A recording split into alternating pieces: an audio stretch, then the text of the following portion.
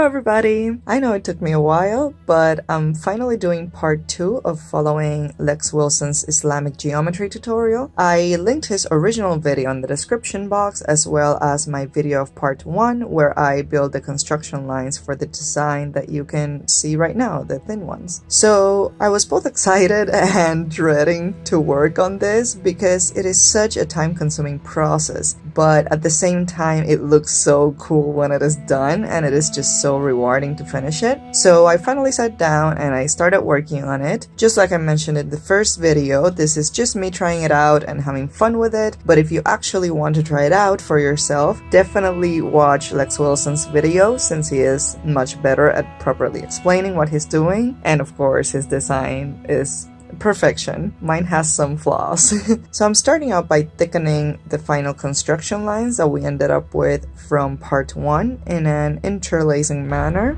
This was surprisingly hard to get used to, since at the beginning I didn't really know where to stop the line so that there's a gap between the one I'm doing and the next one. So that's why you see me come in with a white pen fixing those gaps. I'd say after about 1/4 of the pattern was done, I had finally gotten used to learning the appropriate space and leaving it for the gaps. And by the way, I did use a 01 sized black Micron fine liner for all of this.